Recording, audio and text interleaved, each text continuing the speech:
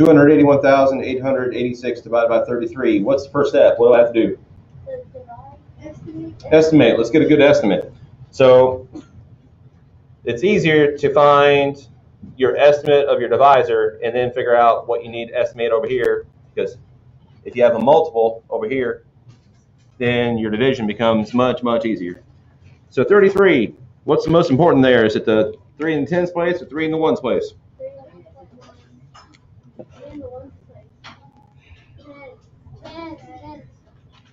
3 in the tens place, because it's 10 times bigger than any one of these in the ones place. It has a whole lot more of the number. It has a lot more of the vote, let's say. Now, looking at the 3 in the ones place, is that 4 or less? So I'm going to leave this as a 3, and that makes sense because 30 is much closer to 33 than 40 is. It wouldn't make any sense to round all the way up to 40 when 30 is that much closer. So now I know that I need to be thinking of multiples of 3, multiples of 3. Let's look over here at the largest place values. Let's look at 28. Is there a multiple of 3 that's close to 28? What do you think is closer, 27 or 30? 27. So let's round this to 27, 270,000. There we go. So what will my estimate be?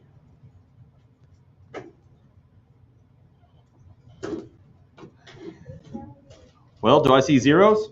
No. Yeah? Get rid of them, right?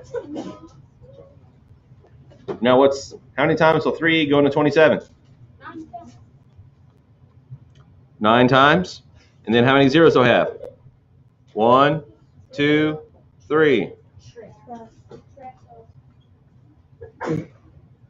So my estimate is going to be 9,000. I'm looking for something close to there. Now, I know that I'm going to be repeatedly asking myself, how many times will 33 go into whatever it is I'm trying to divide? Because that's just long division. You're repeatedly dividing 33 into your dividend. What tool do we have to make the division estimations and the multiplication a lot easier? A multiplication chart. I call the multiplication towers. Yeah, we've done it twice. So I guess we had a brain fart. So we can write 33. And that's basically saying 1 times 33. What's 2 times 33? 66. And really all I'm doing is I'm adding 33. What's 3 times 33? 99. Here's where it gets a little bit trickier. What's 3 plus 9? 12. So I'm going to put a 2. And then what's 3 plus 9? 12. But then I know that I had to carry 1, right? So what's 12 plus 1? Now I'm adding 33 again. What's 3 plus 2? What's 3 plus 3? 3 plus 5. 3 plus 6. So now I have my first 1, 2, 3, 4, 5, 6 multiples. I hope that's enough. If not, I can always just extend the tower out, because I can have an infinite amount of multiples, right? There's nothing stopping me from saying, what's 33 times 100? What's 33 times a million? I can keep going on up. Hopefully we don't have to do that. So I found my estimate. I've written out several multiples. Now I need to find my exact answer.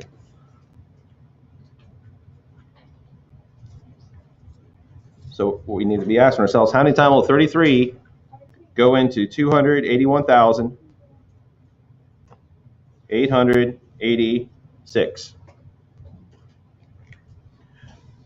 Looks big, looks scary. Let's make it a little bit more simple, a little bit more easy to digest. I can either mentally ignore the rest of this, or I can physically cover all of this. Whatever makes you more comfortable. Now, will 33 go into 2? So I can write a 0 there. directly above the 2. Unit by unit now. Will 33 go into 21? So I'll write a 0 directly above that digit. Please leave the computers flat on the desk. Will 33 go into 218? Yes. Yes. How many times? Twice. Well, I don't know. Let's go back down here. So what's 3 plus 8? 11. And I remember I need to regroup my 1. What's 1 plus 9? Plus the 3? 13. So I need to regroup the other one. What's 1 plus 1? 2. And that makes sense. Because I took 198, I added 33. If I just add 2 more, that gets me up to 200. And what I have left, what's this 31? 231. So how many times will 33 go into 218? Yes?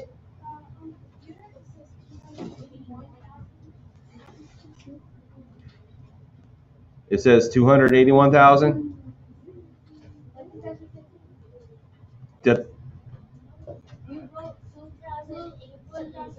Oh, snap. Yeah. I had it written over here. I messed it up right here. Thank you for catching that. Okay, so it looks like we're going to need some more multiples of 33. So what's 3 plus 1? 4. 3 plus 3. 7. 6. Okay, that's still smaller than 281. So what's 3 plus 4? 7. 9 plus, or 6 plus 3? 9. I kind of gave it away, didn't I? Cool. So 281. That's so. It looks like I can go up to this multiple. So that's 1, 2, 3, 4, 5, 6, 7, 8. And I saved this from doing the whole thing wrong. Okay. So now I know what 8 times 33 is. It's 264.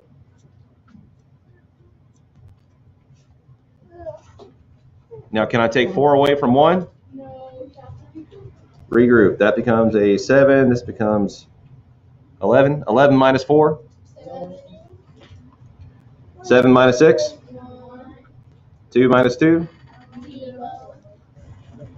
is, that should be 17. So when I checked, I realized that I wrote down the wrong number because my difference was way bigger than my divisor. I said, wait a minute, what did I do wrong? I caught my mistake, luckily, before someone else could correct me. And then next step is the B. What's the B stand for? Bring it on down. Okay, so now how many times will 33 go into 178? 1, 2, 3, 4, 5. So write a 5 directly above the next digit. 5 times 33 is 1, 2, 3, 4, 5. I've already done it. It's 165.